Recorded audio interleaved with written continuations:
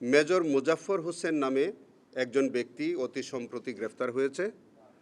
আপনারা জেনে থাকবেন যে ইতিমধ্যে আমাদের বিভিন্ন মিডিয়ার মাধ্যমে জেনেছি যে তিনি আমাদের শহীদ রাষ্ট্রপতি জিয়া রহমানের হত্যাকাণ্ডের সাথেও জড়িত। আমাদের একটি উল্লেখযোগ্য ঘটনা হচ্ছে, এর আগে ১/১১-র অন্যতম কুশীলব মাসুদউদ্দিন চৌধুরীকে আন্তর্জাতিক অপরাধ ট্রাইব্যুনালে একটি মিস কেসে তাকে গ্রেফতার করা হয়েছিল। সেখানে আমাদের আন্তর্জাতিক অপরাধ ট্রাইব্যুনালের যে তদন্ত সংস্থা, সেই তদন্ত সংস্থা মাসুদউদ্দিন চৌধুরীর বিরুদ্ধে যখন ইনভেস্টিগেশন করার সময় তারা জানতে পারেন তার একজন পিএ ছিল। সেই পিএর কল রেকর্ডের সূত্র ধরে তিনি জানতে পারলেন যে মাসুদউদ্দিন চৌধুরী এবং তার পিএ তাদের মধ্যে যে কথোপকথন হচ্ছে, এবং সেই কথোপকথনের মধ্যে আরেকজন ব্যক্তি আছে জন্ডু নামীয় একটা ফেক নাম, যে এই পিএ এবং মাসুদউদ্দিন চৌধুরীর সাথে ওই জন্ডু নামী ওই ফেক ব্যক্তি তার সাথেও বিভিন্ন রকম সময় কথাবার্তা তারা বলেছে। এই সূত্র ধরে এই জন্ডু নামটি যখন এটা একটু সন্দেহজনক মনে হলো, তখন আমাদের তদন্ত সংস্থা এই বিষয়ে তো উদ্ঘাটন করতে গিয়ে দেখলো যে এই জন্ডু আর কেউ নন, তিনি হচ্ছে মেজর অবসরপ্রাপ্ত মুজাফফর হোসেন, যিনি আমাদের প্রয়াত রাষ্ট্রপতি শহীদ রাষ্ট্রপতি জিয়া রহমানের অন্যতম হত্যাকারী।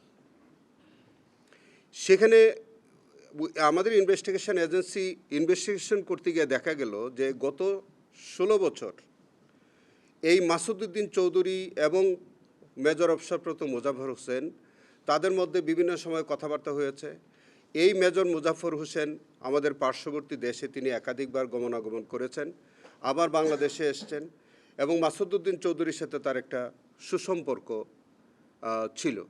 এবং আপনারা জেনে থাকবেন যে মাসুদউদ্দিন চৌধুরীর সাথে তৎকালীন সরকার প্রধানের একটি সুসম্পর্ক ছিল, এবং 2-3টি নির্বাচনের মধ্যে নানান সমীকরণে তার সাথে এক ধরনের ষড়যন্ত্র ছিল।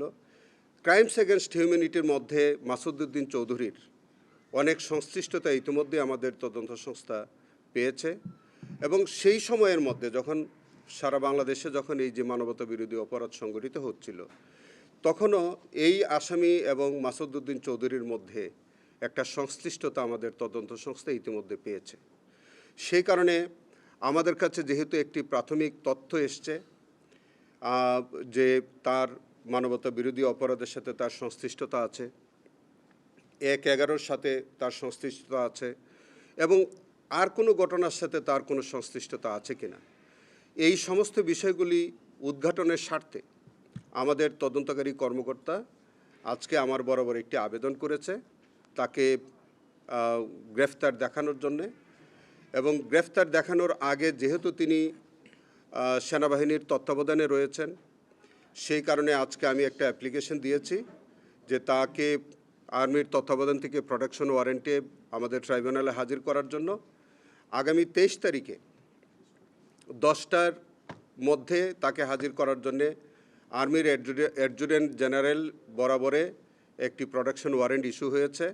তাকে আগামী তারিখে যদি আনা হয় আমাদের ট্রাইব্যুনালে, দেন আমরা তাকে শোন অ্যারেস্টের আবেদন করব, এবং পরবর্তীতে অন্যান্য আইনগত যেসব কার্যক্রম আছে সেগুলি করা হবে।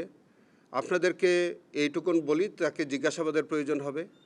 মাসুদউদ্দিন চৌধুরীকে আবারও জিজ্ঞাসাবাদের প্রয়োজন হতে পারে, এমনও হতে পারে যে এই দুইজনকে একত্রে মুখোমুখি জিজ্ঞাসাবাদেরও প্রয়োজন থাকতে পারে। তো এই সবগুলো আমরা পরবর্তীতে আপনাদেরকে অবহিত করতে পারব।